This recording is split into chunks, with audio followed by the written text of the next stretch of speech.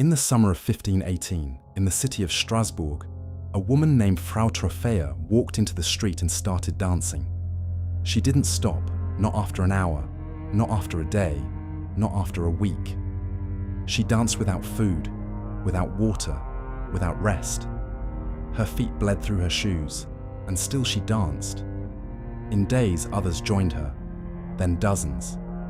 Then, by some accounts, over 400 people were dancing in the streets of Strasbourg, completely against their will, and no one could explain why. This is the story of the dancing plague of 1518. And 500 years later, we still don't have a definitive answer for what actually happened. To understand what happened, you first need to understand where it happened and why the people of Strasbourg were already at their breaking point. It was 1518. The Holy Roman Empire was fracturing. The Protestant Reformation was just beginning to tear Europe apart. And Strasbourg, a wealthy trading city on the Rhine, was suffering through what historians describe as one of the worst series of disasters in its recorded history. Syphilis had swept through the population. Harvest had failed for multiple consecutive years. Famine was spreading through the lower classes. And a particularly severe winter had left thousands of residents homeless and destitute. The people of Strasbourg were, by every measure, desperate, terrified, and searching for answers in a world that seemed to have abandoned them. Then in mid-July 1518, a woman named Frau Trophäa, a peasant woman about whom we know almost nothing, stepped out of her home on a narrow street and began to dance. Historical records, including physician reports, city council notes, and church sermons from the time, confirm what happened next with unusual specificity for the era. She danced for 4 to 6 days straight. By the end of the first week, she had been joined by roughly 34 other residents. Within a month, the dancing had spread to somewhere between 50 and 400 people. The historical accounts vary significantly. Some danced for days, some for weeks, and a number of them, according to contemporary sources, died from heart failure, exhaustion, and stroke. The city of Strasbourg was watching its citizens dance themselves to death, and no one knew how to stop it. Here is where the story gets significantly stranger, because the response of Strasbourg's authorities was, by any modern measure, completely insane. The city council consulted with local physicians, and the physicians, working within the medical framework of the time, concluded that the dancing was caused by hot blood. They recommended treatment, more dancing. The council cleared out 2 guild halls and the horse market to give the dancers more room. They hired professional musicians to play continuously. They even brought in some of the city's most skilled dancers to join the afflicted, on the theory that dancing through the crisis would eventually exhaust the hot blood from the body. Think about what that means. The city watched its residents dance themselves toward death and decided the solution was to hire a band. Predictably, the number of dancers grew. The music continued and the deaths began to mount. Within weeks, the church reversed the council's position entirely. Local clergy declared that the plague was a divine punishment, specifically the wrath of Saint Vitus, a Christian martyr whose feast day was associated curiously with dancing. The dancers were transported by wagon to the shrine of Saint Vitus in Severn, roughly 40 kilometers away. There, priests performed rituals over the afflicted. They were given red shoes. Special masses were held, and according to historical records, the dancing largely stopped. Whether this represents a genuine cure, a placebo effect at population scale, or simply the exhaustion of the original sufferers, we cannot say. But the outbreak appears to have ended within approximately 2 months of when it began. Frau Trophäa, the woman who started it all, disappears from the historical record entirely. We have no account of what happened to her. Here is the detail that most people don't know, and the one that makes this story genuinely unsettling. The dancing plague of 1518 was not a unique event.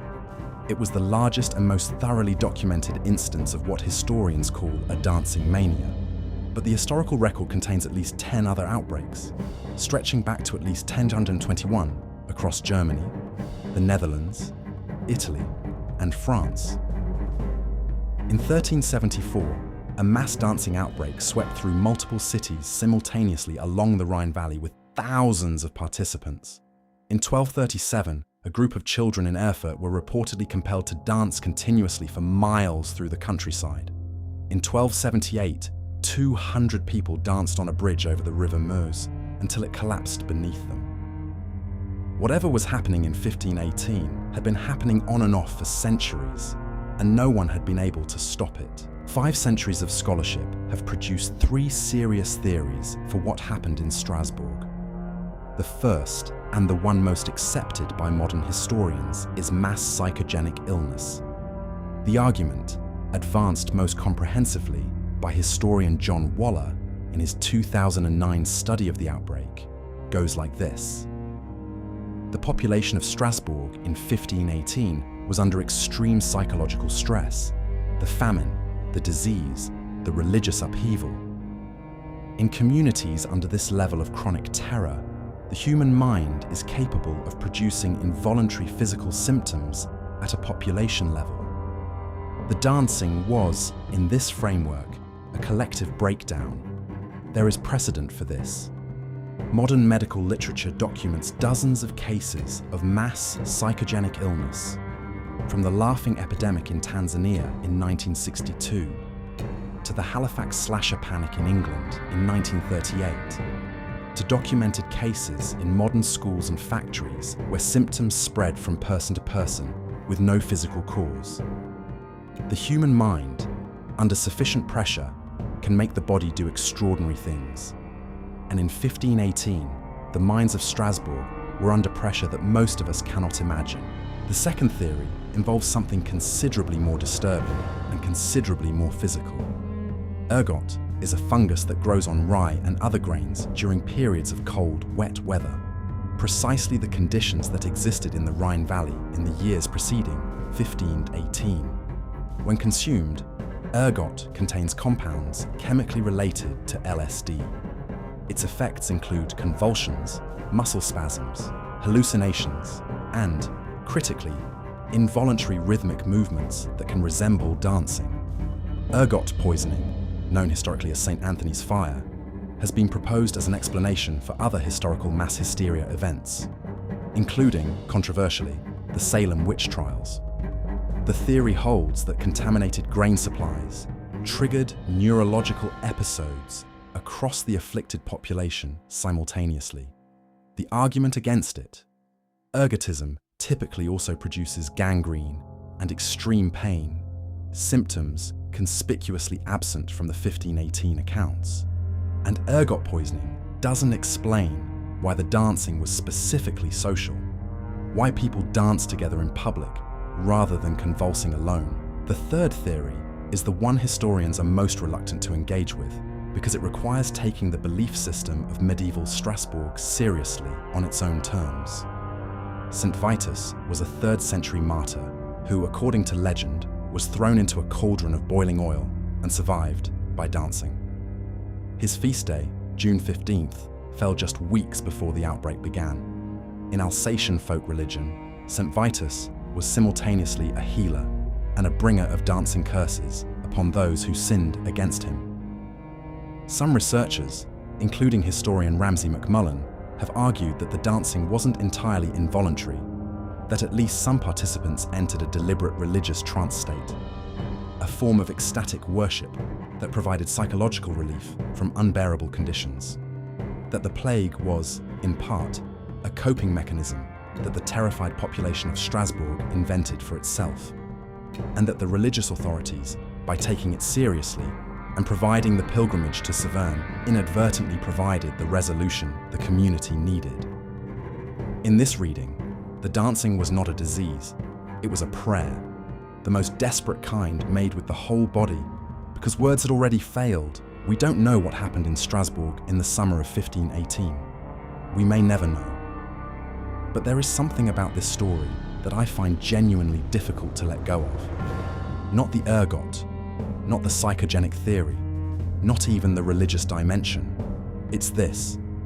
500 years later, the medical definition of a mass psychogenic illness is still essentially a large number of people experience real symptoms for reasons we cannot explain.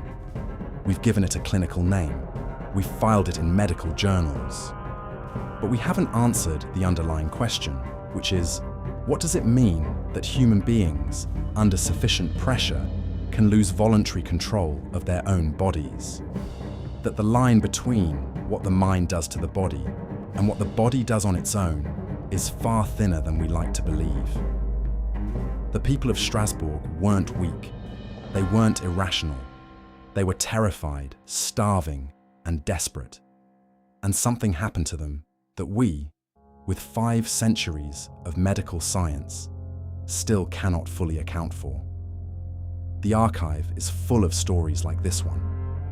Stories that were buried, not because they weren't real, but because they were too strange to fit into the version of history we preferred to tell ourselves. If you want to go deeper, the primary historical source for this event is John Waller's 2009 book, A Time to Dance, A Time to Die.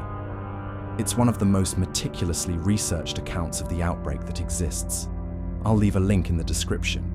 If this is the kind of history that interests you, the forgotten, the strange, the stories that didn't make it into the textbooks, then this channel exists for you. Subscribe. There's a great deal more in the archive.